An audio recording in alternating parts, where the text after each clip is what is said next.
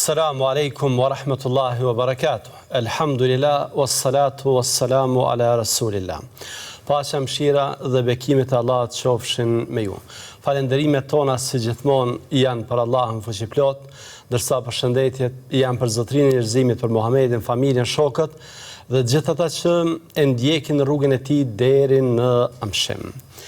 Në Kur'anin fisnik dhe në hadithet e profetit Muhammed, paqja e Zotit qoftë mbi të, neve na bëhet thirrje që ndjekim shembuj dhe modele. Ndjekim për shembull shembujt e profetëve, shembujt e njerëzve të mirë, të atyre që në Kur'an dhe në Sunet janë përjetësuar si modele që ja vlen të përvetësohen. E veçantë e këtyre modeleve është se na ofrojnë tipare, na ofrojnë virtyte, ose thënë më mirë, na ofrojnë rrugën që ne duhet ta trasojmë në mënyrë që të bëhemi besimtar të devotshëm tek Allahu te bareke wa taala. Këshilla që sot me lejen e Allahut do t'ua prezantojmë na i përshkruan disa mënyra, disa rrugë që nëse ne i trasojmë me lejen e Allahut, do të bëhemi pjesë e karvanit të vepërmirëve që kanë qenë para nesh, dhe do të shndrohemi në model, në shembull, në një figurë që i vlen të ndiqet nga brezat që do të vinë pas nesh. Është fjala për këshillën e Abdullah bin Muhammed al-Harawi, i cili ka thënë kësaj: ai që është fisnikruar me 5 tipare, ai i është bashkangjitur karvanit të vepërmirëve para tij dhe i ka lodhur në kuptim të vlerave, në kuptim të rrugës së mirë që ka trasuar ata që do të vinë pas tij. Pra, është bën një personalitet që jo çdo kush mund ta ndjek. Prandaj duhet një seriozitet, duhet një vendosmëri në mënyrë që ne bëhemi të këtill, pra që të bëhemi një figurë model që ja vlen të ndiqet nga të tjerët. Fjala është për këto tipare në vazhdim. E para, ai që kërkon mirësitë në botën tjetër, jo në këtë botë, ai që duron vështirësitë dhe të ligat në jetën e kësaj bote, ai që ofron vepra të mira për ditën e nevojës, ditën e llogarisë, ai që e shet dynjan për ta blerë ahiretin, dhe ai që zemrimin e tij, pakënaqësinë e tij e bën si çmim për të arritur kënaqësinë e Allahut te bareke wa taala. Se çfarë në të vërtetë nënkuptojnë këto tipare, ne do të mësojmë në vazhdim. Por më parë, me lejen e Allahut te bareke wa taala, ne do të ofrojmë një përmbledhje biografike të këtij dietarit Abdullah bin Muhammed al-Harawi, për të parë se kush ka qenë ai dhe për të mësuar vijimisht për rëndësinë që paraqesin për ne këto këshilla. Abdullah bin Muhammed al-Harawiu është një dietar i dalluar, i vlerësuar për dijen dhe qëndrimet e tij. Imam Dhahabiu ka bërë një përmbledhje të bukur biografike në enciklopedinë e tij Siyar A'lamin Nubala, pjesë prej së cilës ne me lejen e Allahut te bareke wa taala do të shkëpusim dhe do të afrojmë tek ju. Abdullah bin Muhammed al-Harawi ka lindur në vitin 394 sipas hijretit. Rrjedh nga familja e sahabiut të nderuar Ebu Ayub al-Ansarit, Allahu qoftë i kënaqur me të. Për dijen dhe qëndrimet që ka pasur është përshkruar në superlativ, si hoxha i Horasanit, si sultan prej sultanëve të dietarëve, si hafidh i hadithit, si tefsirolog, si dietar i shkencave gjuhësore. Pra, ka pasur njohuri në fushën, njohuri të thella në fushën e Kur'anit, në fushën e hadithit dhe në fushën e shkencave gjuhësore. Siç përmendëm, ka qenë dalluar për trimërinë e tij. Nuk ka pasur frikë pushtetare dhe as tiranët. Ka treguar se për veten e tij 5 herë i është ekspozuar në dëshkimit me vdekje, dhe se në të 5 herët i është kërkuar që të hesht karshi atyre të cilët nuk kanë darë mendim të njëjtë me të. Pra jo të largohet prej qëndrimeve të tij, por që të hesht karshi atyre që nuk kanë pasur mendim të njëjtë me të. Ka qenë, Allah më shëroft, ndjekësi flakti me mëdhëbit Hanefi, i mëdhëbit Hanbali, më falni. Madje në disa raste e ka shfaqur edhe haptazi këtë çështje, në minber ka thënë, unë sa të rroj Hanbali do të jem, dhe këshilla ime, vasjeti im pas vdekjes për njerëzit është që Hanbali të bën. Pra ka qenë një ndjekës i flakti mendimeve të Imam Ahmedit në fik, dhe kështu edhe ka jetuar gjatë gjithë jetës së tij. Ka jetuar plot 84 vite dhe në vitin 481 sipas Hijretit ka ndrruar jetë. Tani do doja të nderuar vëllezër dhe të respektuara motra që t'i rikthehemi këshillave të tij dhe të shohim se çfarë përmbajnë ato dhe cila është rëndësia e tyre. Të gjitha këto këshilla kanë të bëjnë me një çështje të vetme, me atë se si ne përvetsojmë modelet e salihinve, atyre që janë vepërmirë. Ky term, ky nocion është përmendur edhe në Kur'an fisnik, por edhe në hadithet e Muhamedit alayhi salatu wassalam. Prandaj para se të kalojmë tutje për të njohur me këto tipare, do doja që të përmendim diçka në mënyrë të përgjithshme sa i përket këtij koncepti. Çfarë në të vërtetë nënkuptojmë ne me termin salih?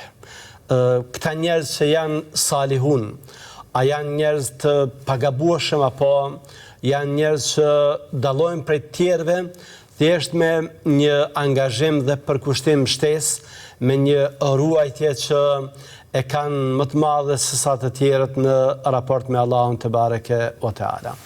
Dietarët musliman kanë përmendur definicione të ndryshme, por që cilat sillen rreth kryerjes së obligimeve dhe largimit nga mëkatet.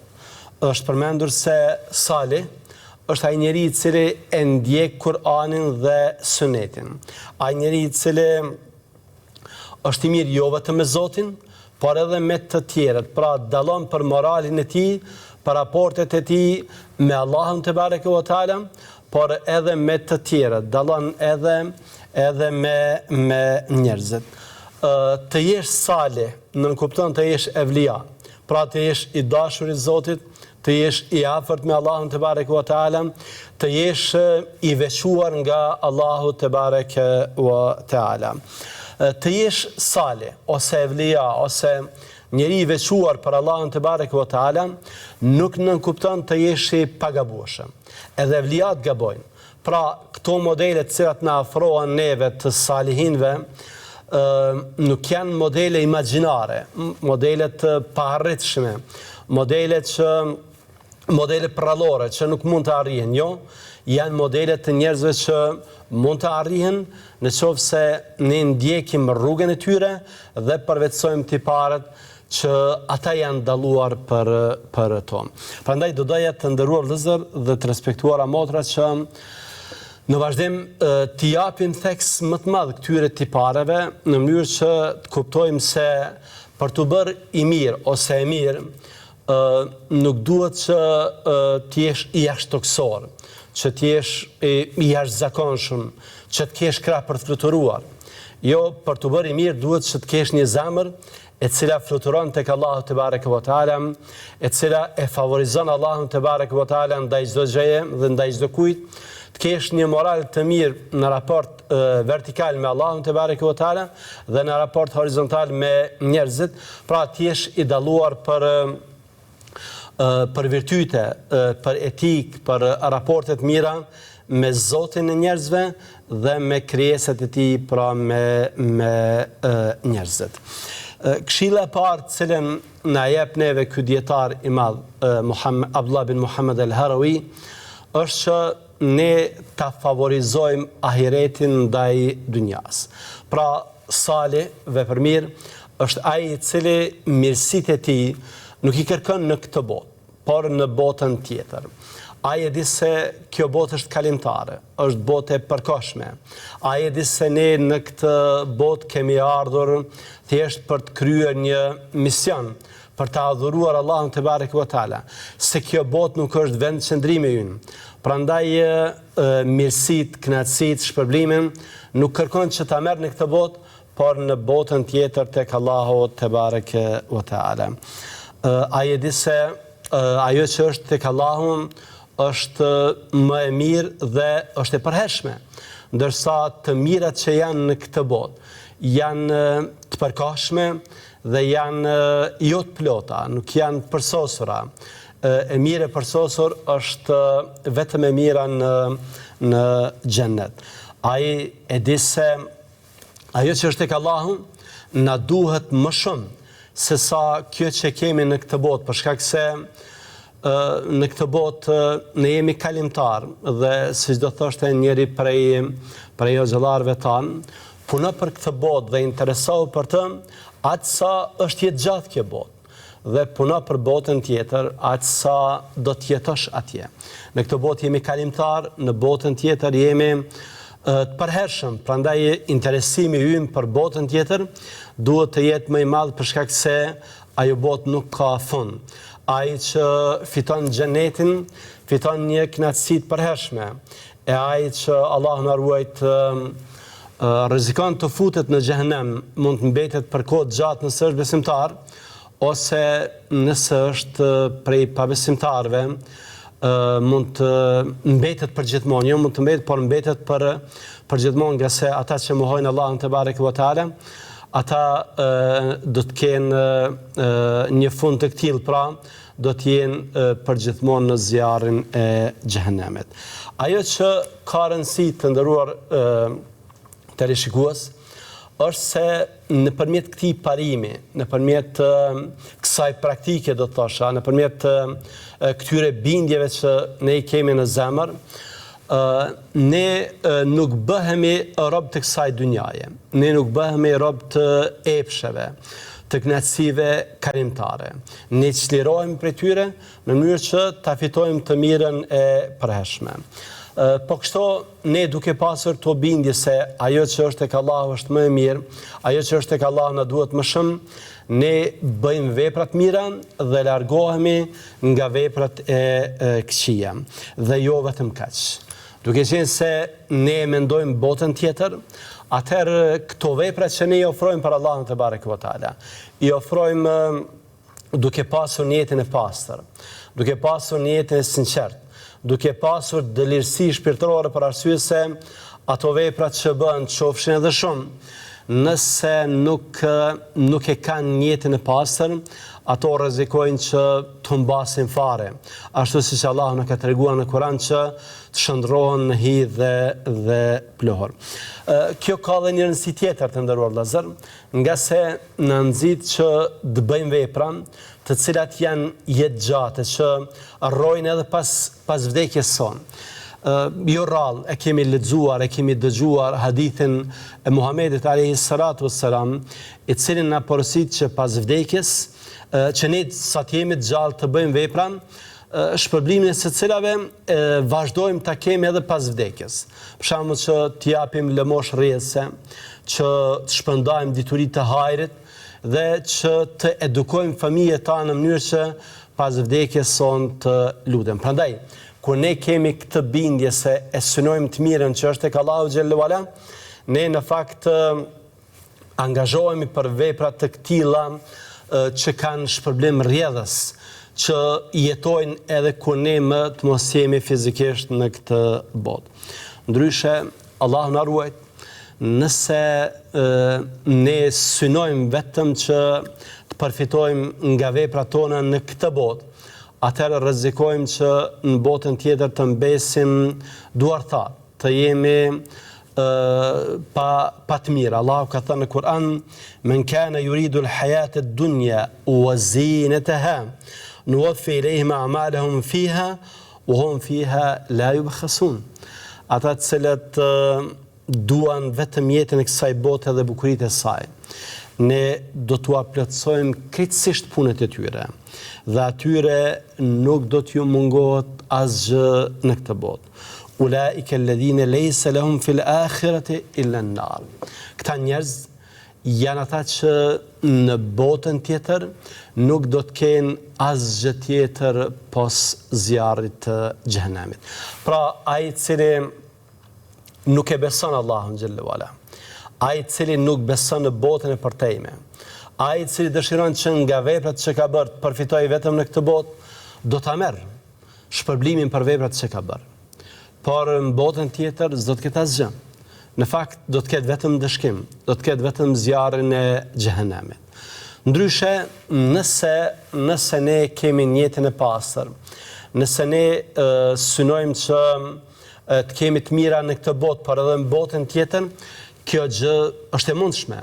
Dhe kjo madje ka të bëjë edhe me besimtarët e dalluar, me besimtarët e vërtet. Pra nuk duhet të keq kuptohet kjo thënie që të interpretohet në atë formë sikur ne nuk synojmë asgjë në këtë botë. Jo, ne ahiretit i japim përparësi, ndryshe kriteri i baraspeshimit të gjërave, materiales dhe shpirtërores, është kriteri aplikueshëm në fe dhe madje edhe i lëvdueshëm dhe jo rastësisht.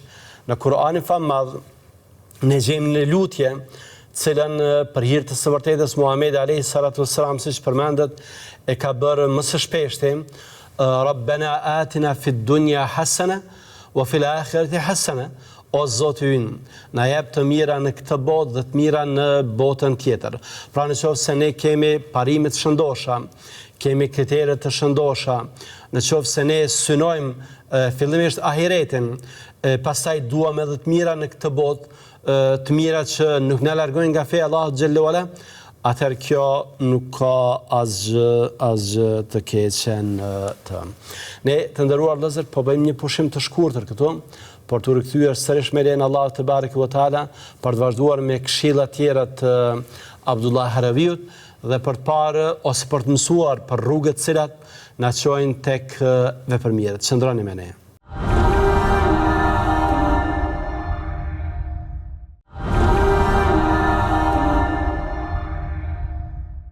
Ja u kthyem sërish me lejen Allahu te bareke ve teala për të vazhduar me këshillat e Abdullah bin Muhammed el-Haraviut, të cilat si tham e skicojnë rrugën që ne duhet ta trasojmë në mënyrë që të arrijmë tek vepërmirët. Në pjesën e parë ne mësuam se nëse duam që të jemi prej vepërmirëve, na duhet që të mendojmë më shumë për botën tjetër, që t'i japim përparësi asaj që të mos i duam të mirat patjetër në këtë botë. Këshilla e dytë që Abdullahu e jep për neve është që nëse duam të jemi vepërmirë, atëherë duhet që t'i përballojmë vështirësitë e kësaj bote kalimtare. Duhet t'i përballojmë vështirësitë në dy aspekte. Para, në kuptimin e adhurimit, duke e adhuruar Allahun xhallahu ala dhe duke duruar lodhjen derisa të arrijmë kënaqësinë Allahut xhallahu ala, dhe e dyta në kuptim të ligave të njerëzve. Ndonjëherë njerëzit mund të na shqetësojnë, mund të na fyejnë, ofendojnë, prandaj ata që synojnë të jenë vepërmirë, ata nuk është se merren me provokatorët, nuk është se ju kushtojnë vëmendje, thjesht i shpërfillin nga se nuk duan që të binë në nivelin e tyre. Po i shpjegojmë nga pak në mënyrë që t'i kemë më të qarta. Sa i përket të parës, durimit në fe, manifestohet në dy forme. Para që ne ta përballojmë vështirësinë dhe durojmë në kuptim të adhurimit, pra ne duhet që t'japim më shumë nga vetja jonë, duhet të lodhemi në mënyrë që të arrijmë kënaqësinë Allahut te bareke ve teala. Madje ka një thënie e cila i atribuohet Aliut radiallahu anhu, i cili ka thënë ai që zemron trupin, ai e arrin kënaqësinë Allahut xhallahu ala. Pra ai që e lodh veten e tij, ai që nuk i nënshtrohet natësive të nefsit, ai që nuk dorëzohet përballë lodhjes, ai do të arrijë kënaqësinë Allahut te bareke ve teala. Sigurisht se Nuk është e lehtë që të zgjohesh për ta falë namazin e sabat. Nuk është e lehtë ndonjëherë që të qëndrosh për minuta të tërë në qiyam, pra për të falë namaz ose për të lexuar Kur'an ose për të bërë një punë të mirë që kërkon edhe angazhim fizik, për shembull për ta kryer haxhin që ka dhe lodhje fizike. Mirë po, ai që synon Allahun te bareke ve teala, ai këtë lodhje shndron në kënaqësi. Dhe e dyta është që ne të përballojmë vështirësitë në momentet kur ne ballafaqohemi me caktimet e Allahut xhelle wala, sëmundja, humbja e pasurisë, humbja e të afërmëve. Pra janë çështje që nuk janë të lehta, janë të rënda, janë të vështira, por që te i kalohen duke bërë durim. Përmendet se Allahu te bareke ve teala i ka shpallur Musait alayhis salam, o Musa, kënaqësia ime është në kënaqësinë me caktimet e mia. Pra unë jam i kënaqur me atë njeri i cili ndahet i kënaqur me atë që e kam caktuar për të. Ai që pajton me kaderin Allahut te bareke ve teala, ai që pajton me caktimet e Allahut xhallahu ala, ai njeri e ka arritur kënaqësinë e Allahut te bareke ve teala. Ndërsa sa i përket të dytës, pra që t'i durojmë të ligat që na vijnë nga njerëzit, kjo nënkupton që ne në radhë të parë nuk duhet që të pajtojmë patjetër me njerëzit. Ne duhet të jemi të sjellshëm, të moralshëm, të kemi raporte të mira, etik në shprehje, etik në raporte me të tjerët, por asesi që të pajtojmë në çdo gjë me të tjerët. Ata që pajtojnë ose ata që bëjnë veprime për t'i bërë njerëzit të kënaqur, ata në fakt nuk kanë duruar. Ata nuk janë prej atyre që kanë duruar vështirësitë, madje ata janë që e kanë rrezikuar edhe kënaqësinë e Allahut te bareke ve teala. Aisha radhiyallahu taala anha ka thënë, ai njeri i cili flet për t'i kënaqur njerëzit dhe për ta zemëruar Allahun, ai njeri e ka humbur kënaqësinë e Allahut xhallahu ala, por si ndëshkim edhe njerëzit nuk do të jenë të kënaqur. Pra nëse ke bërë diçka që për t'i kënaqur njerëzit, për ta hidhëruar Allahun xhallahu ala, dije se ke humbur Allahun, por i ke humbur edhe njerëzit. E dyta, nënkupton që ne të kemi durim kashi njerëzve që edhe t'i falim. Ndonjëherë ato sjelljet e paheshme, ato provokimet e njerëzve që na bëhen, përveç shpërfilljes, duhet marrin edhe faljen tonë. Dhe kështu ne tregojmë se jemi besimtar të dalluar. Allahu te bareke ve teala dhe i dërguari i tij në Kur'an e kanë treguar një gjë të këtill. Allahu ka thënë në Kur'an: "Wal kadhimina al-ghayza wal 'afina 'anil nas wallahu yuhibbul muslimin." Besimtar të dalluar janë ata që vetë përmbahen kashi provokimeve, ata që i falin njerëzit, sepse Allahu i do vepërmirët. Po kështu Allahu te bareke ve teala ka thënë: "Wa man sabar wa ghafar inna dhalik min azmi al-umur." Vërtet, ai që duron dhe fal, ai ka bërë një vepër që është vepër e vlerësuar. Pra, ai që duron dhe i toleron, i fal të tjerët, ai ka bërë një vepër që në vetë përmbledh një virtyt të jetë lartë. Hasan Basriu, Allahu mëshiroft, ka thënë se në ditën llogarisë, dikush një therrës nga ana e Allahut do të thret: "Le të çohen ata që e kanë shpërblimin tek Allahu te bareke ve teala."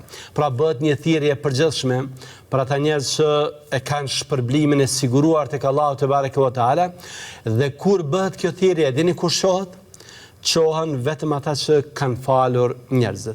Pra njerëz të dalluar, njerëz shpërblyer me shpërblim të veçantë në ditën e llogarisë, do të jenë ata që për hir të Allahut te bareke ve teala kanë falur të tjerët.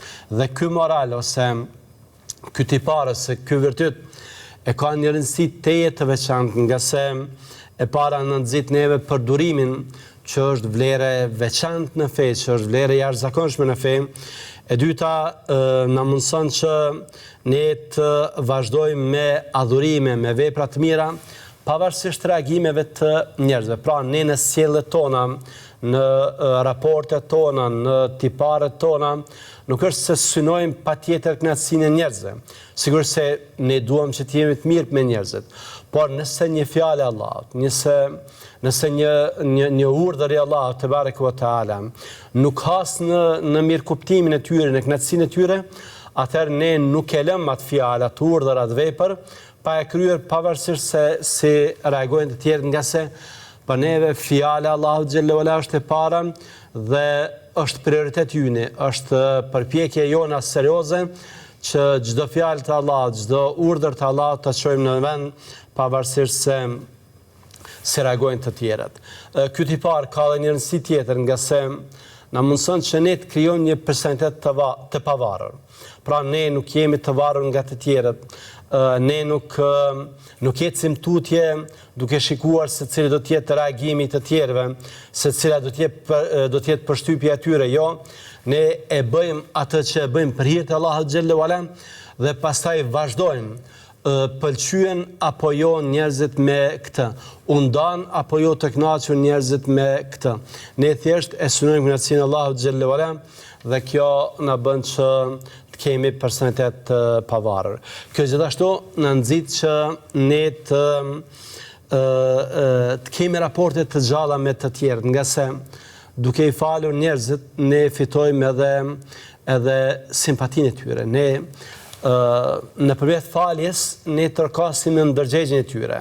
Dhe këtë e ka përmendur vetë Muhamedi alayhi salatu wassalam, të cilit një ditë i është ankuar dikush se ai ka disa të afërm që ky ju flet mirë, po ata nuk i flasin, i përshëndet, nuk e përshëndesin, ju bën mirë, por ata nuk i bëjnë mirë. Muhamedi alayhi salatu wassalam i tha, në qoftë se është kështu siç po thua, atëherë kjo është sikur t'ju kesh hedhur hit të nxehtë në gjuhën e tyre. Pra, një ditë ata do të skuqen, ata një ditë do të ndikohen nga ndërgjegja dhe do ta kuptojnë se nga këto sjellje tua të mira ti ke qenë i mirë, ndërsa ata kanë qenë gabimtar dhe do të kthehen nga gjykimet ose ato qëndrimet e tyre të gabuara. Pra, nëpërmjet faljes ne trokasim në ndërgjegjet e njerëzve dhe i bëjmë që të kthehen nga gabimet cilat i kanë bërë. Këshill tjetër të cilin na ka dhënë Abdullahu, Allahu mëshiroft, është që ne t'i kushtojmë rëndësi botës tjetër dhe të bëjmë vepra, të ofrojmë vepra për botën tjetër. Sigurisht se ne dimë që në këtë botë jemi kalimtar dhe ato të mira të cilat i bëjmë ne duam që t'i deponojmë tek Allahu te bareke ve teala. Dhe këtë Allahu na ka mësuar edhe në Kur'an famad, madje na ka urdhëruar, na ka kujtuar që ne të kujdesemi për këtë çështje. Allahu ka thënë: "Ya ayyuhalladhina amanu taqullaha wal tanzur nafsun ma qaddamat lighad." O ju që keni besuar, keni frikë Allahun dhe le të shikojnë njeriu se çfarë ka përgatitur për të nesërmen. O ju që keni besuar, keni frikë Allahun. Është thënë që të kemi frikë nga dy gjëra. E para, në mënyrë që të shmangemi nga hipokritët, dhe e dyta, që të shmangemi nga gjërat e dyshimta. Pra, si besimtar, si devotshëm, duhet të largohesh nga ata që janë hipokrit, dhe e dyta, duhet që të mos bërë gjërat që janë të dyshimta. Wal tanzur nafsun ma qaddamat lighad, dhe njeriu le të shikojë se çfarë ka përgatitur për të nesërmen. Është thënë në kuptim të kësaj se ne duhet të shikojmë se veprat që po i bëjmë, qofshin të mira apo të këqija, a janë vepra me të cilat ne duam të atakojmë Allahun te bareke ve teala apo jo. Pra, kjo që jemi duke bërë sot, a është vepër e denjë me të cilën unë dua të atakoj Allahun te bareke ve teala? Ky mëkat të cilin jam duke bërë, a ja vlen të dal me të para Allahut te bareke ve teala? A nuk do të skuqem kur dal para Zotit me të? Prandaj duhet të shikojmë ato vepra që i kemi bërë, se ato gjithsesi do t'jenë tek Allahu te bareke ve teala, duhet shikojmë se a ja vlen që dalim me to para Allahu te bareke ve teala. Kjo ka një rëndësi të veçantë nga se e para në nxit që ne të bëjmë vepra të mira. E dyta në nxit që të largohemi nga mëkatet. E treta, duke qenë se ne do të dalim me para Allahu te bareke ve teala dhe gjithë jemi gabimtar, atëherë në nxit që ne të pendohemi për gabimet që i dim dhe për të tjerat që nuk i dim. Po kështu në nxit që ne ta shfrytëzojmë kohën në maksimum, nga se, siç e dini, e ardhmja është e panjohur për ne, vdekja është e befasishme dhe në çdo moment ne mund të takojmë Allahun te bareke ve teala. Kështu që përfitojmë nga momenti, nga çasti, nga koha dhe bëjmë vepra të mira sa më shumë. Në Kur'anin famad dhe në hadithet e Muhamedit alayhi salatu wassalam na janë përshkruar disa prej atyre pasioneve, atyre dëshirave, atyre gjërave që të vdekurit do donin që t'i bëjnë, na janë përshkruar në mënyrë që ne të marrim mësim. Dhe përderisa jemi gjallë t'i bëjmë në mënyrë që nesër të mos kemi këtë keqardhje pse nuk kemi bërë. E para ka të bëjë me namazin. Muhamedi alayhi salatu wassalam ka kaluar një ditë pranë një varri dhe ka thënë ky i vdekur që është në këtë varr do të dëshironte sikur ta kishte mundësinë që të ngritej dhe të falte 2 rekate. Pra i vdekuri po t'i japej mundësia do të donte që të kthehej në këtë botë që të falte namaz. Ne që jemi gjallë, na duhet që të falim namaz në mënyrë që të mos kemi nesër këtë keqardhje të këtyre të vdekurve që ju ka ikur mundësia për të bërë vepra të mira. E dyta ka të bëjë me dhënien lëmosh. Allahu ka thënë në Kur'an: "Wa anfiqu mimma razaqnakum min qabli an ya'ti ahadakum al-maut فيقول ربي لولا أخرتني إلى أجل قريب فأصدق وأكن من الصالحين."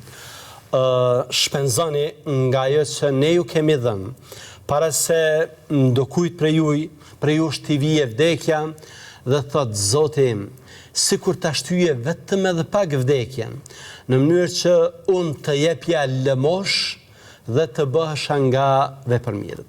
Pra, ai që ka vdekur, ai po t'jepë mundësia, do donte që të kthehej në këtë botë dhe t'jepte sadaka, të jepte lëmosh, nga se lëmosh është për atyre veprave që kanë shpërblim të veçantë tek Allahu te bareke ve teala.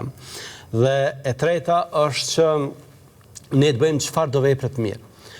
Përderisa do dalim tek Allahu te bareke ve teala, atëherë të mos kursehemi nga asnjë vepër e mirë që mund ta bëjmë, nga se në momentet e vdekjes disa të vdekur do donin që të kishin qoftë edhe një çast në jetën e tyre, një çast shtesë, në mënyrë që ta bënin një vepër të mirë çfarë do të qoftë, vetëm që dalim me të para Allahut te bareke ve teala. Allahu ka thënë: "Hatta idha jaa ahadahumul maut qala rabbi irji'un la'alli a'mal salihan fima tarak."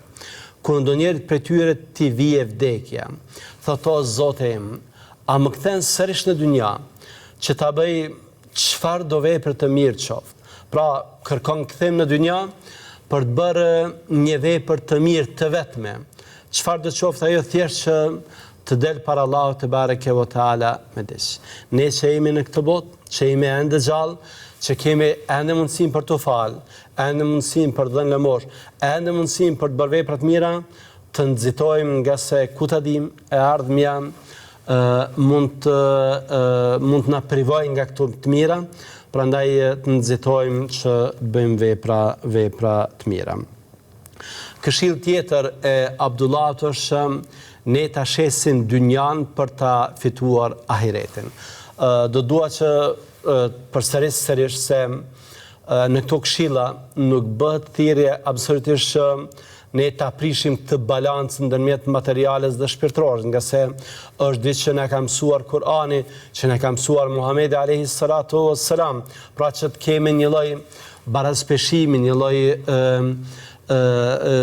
balancimit të gjërave shpirtërore dhe materiale. Por ajo që synohet këtu është që ne t'i japim përparësi ahiretit, pra që dynjan ta shndrojmë në mjet për ta fituar ahiretin. Duke vepruar kësaj, siç ka thënë Hasan Basriu, ne i fitojmë që të dyja. Pra kur ne dynjan e kuptojmë si mjet, jo si qëllim, atëherë ne e fitojmë dynjan, por e fitojmë edhe botën tjetër.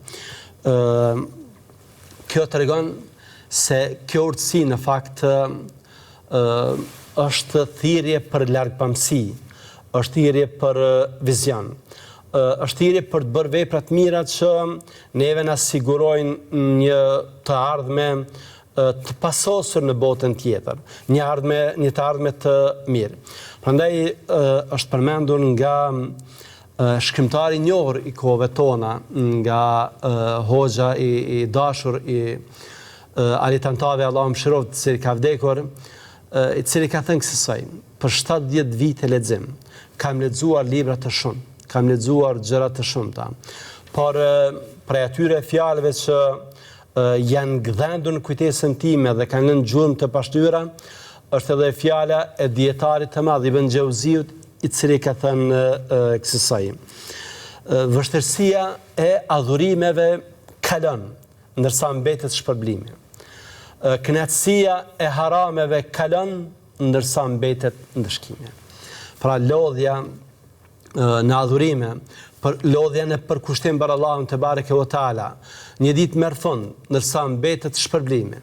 Sikur që merr fund edhe kënaqësia e harameve dhe një ditë mbetet ndëshkimi. Prandaj ajo që ne duhet të bëjmë është që dynjan ta shndrojmë në mjet dhe jo në qëllim, në mënyrë që t'i fitojmë të dyja. Ndryshe, siç kanë përmendur dietarët, njeriu më humbës në jetën e kësaj bote është ai i cili e shet ahiretin për ta fituar dynjan. Pra ai i cili ka përmbysur vlerat, ai i cili nuk e synon Allahun te bareke ve taala, ai njeri ka humbur këtë botë, por e ka humbur edhe botën tjetër. Rëndësia e kësaj është se ne nuk do t'japim pas kënaqësive kalimtare, përkundrazi, do të durojmë dhe do të përmbahemi karshi harameve dhe gjërave jorse të kësaj bote. Dhe këshilla e fundit, cilën e ka dhënë Abdullah Haleviu, është që në betejën ndërmjet nefsit dhe botës tjetër, ne t'japim përparësi botës tjetër, në mënyrë që nefsit të mos na largojnë nga rruga e drejtë, të mos na privojnë nga shpërblimi i Allahut te bareke ve taala. Pra, kurdo që ne e synojmë kënaqësinë e Allahut xhallahu ala, atëherë duhet ta dimë se nefsin duhet ta mbajmë të shtypur, nga se nefsi mund të na devijojë. Allahu ka përmendur në Kur'an: "Wala tattabi'il hawa fa yudhillaka an sabilillah." Mos e ndiq epshin, nga se epshi të shman nga rruga e Allahut te bareke ve taala. Epshi, nefsi, kupton që ne ti përgjigjemi kërkesave të djallit. E kushdo që i përgjigjet kërkesave të tij, ai ka humbur. Allahu ka thënë: "Ya ayyuhalladhina amanu la tattabi'u khutuwati shaytan." ومن يتبع خطوات الشيطان فإنه يأمر بالفحشاء والمنكر. O ju që keni besuar, mos ecni hapave të djallit, se kush ecën hapave të tij, ai e urdhron për të keq dhe për vepra të shëmtuara. Pra, ne duhet të bëjmë vepra të mira, edhe nëse na vije rënd, ne duhet ta kundërshtojmë nefsin ton, duke dhënë përparësi kënaqësisë së Allahut te bareke ve taala, sepse kush vepron kësaj ka një shpërblim të veçantë. Allahu ka thënë: "Wa amma man khafa maqama rabbih wa naha an-nafsa 'anil hawa fa innal jannata hiya al-ma'wa." Ai njeri i cili ja ka frikën Allahut dhe i cili e ndalon nefsin nga pasionet, nga dëshirat e tij, ai do të ketë për vend shpërblim xhenetin. Pra nëse ruhemi, nëse i përmbahemi fesë Allahut xhallahu ala, nëse kundërshtojmë nefsin që na thret në punë të liga, nëse kundërshtojmë djallin që na thret në mëkate, atëherë për shpërblim ne do të kemi xhenetin, do të kemi mirësinë e përjetshme, do të kemi mirësitë e pasosura dhe sigurisht se për xhenetin i avlen të durohet. Allah na mësoj që të durojmë në këtë botë, Allah na mësoj që të trasojmë rrugën e vepërmirëve, që të përvetësojmë tiparet e tyre, në mënyrë që Allah të jetë i kënaqur me ne dhe Allahut na shpërblej me xhenetet e tij. Allah në lësë që të na ketë në mbrojtjen dhe sigurinë e tij. Wassalamu alaikum wa rahmatullahi wa barakatuh.